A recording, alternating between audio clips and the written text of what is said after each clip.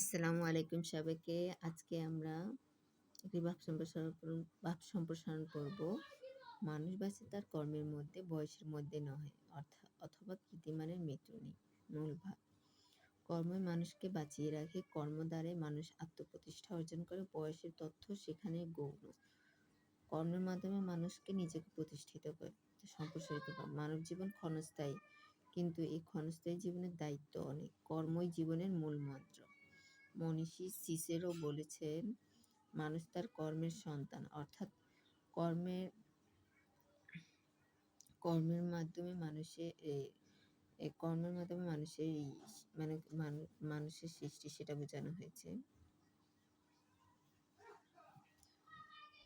মানুষের কর্ম হচ্ছে আপন মনোবল সূর্যের পরাকাষ্ঠা প্রদর্শন করে, দুঃখকে অতিক্রম করে, প্রতিনিয়ত জীবন সংগ্রামে আপনার অন্তর্নিহিত শক্তিকে জাগ্রত করে। অন্তর্নিহিত শক্তি বলতে হচ্ছে মনোবল, মনের শক্তিকে বোঝানো হয়েছে। মানুষের প্রতি মুহূর্তে চাঞ্চল্য আর অভিব্যক্তি প্রকাশের আকাঙ্ক্ষার নামই হচ্ছে জীবন। অন্যদিকে স্থবিরতা মৃত্যুর সমান, অর্থাৎ কর্মহীনতা মৃত্যুর সমান।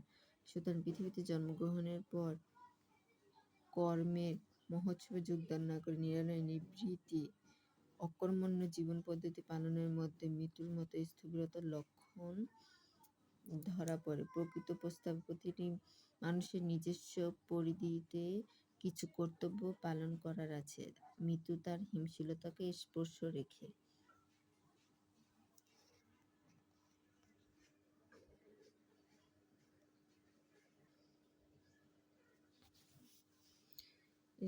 যাওয়ার আগে এগুলো মানুষকে পালন করতে হবে, নইলে সেই মানুষের জীবন হয়ে ওঠে স্থবিরতার সামিল।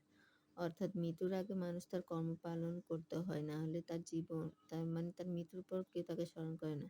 আসলে তারই নাম হচ্ছে মৃত্যু। আর এভাবে যারা মৃত্যুকুলে ঢলে পড়ে, পৃথিবীতে কেউ তাদের স্মরণ করে না, যেটা বললাম আমি এখন। পক্ষান্তরে যারা অমোঘ মৃত্যুর কথা জেনে মানব কল্যাণ তথা বিশ্বের মঙ্গল বীণা বাজিয়ে কর্মের মধ্যে জীবনের অভিব্যক্তি প্রকাশ ঘটায়, তারা মরেও অমর। এমন মানব জীবন হয়ে ওঠে কালের কপোলতলে শুভ্র সমুজ্জ্বল। অর্থাৎ সময়ের পর সময়, বছরের পর বছর তাদেরকে সবাই স্মরণ করে। মন্তব্য: মহৎ কর্মই মানুষের অমরত্বের বাহক। অর্থাৎ ভালো কাজই মানুষের অমরত্বের বহন করে। কেননা বয়স মানুষকে তাড়িয়ে বেড়ায়, আর কর্ম মানুষকে দেয় অনুপ্রেরণা।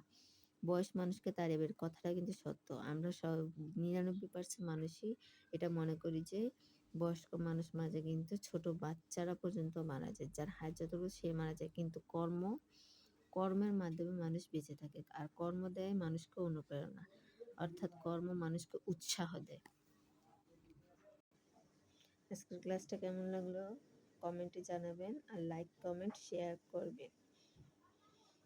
আপনাদের ফ্রেন্ড সার্কেলের মাঝে এটা শেয়ার করে দেবেন। আল্লাহ হাফিজ।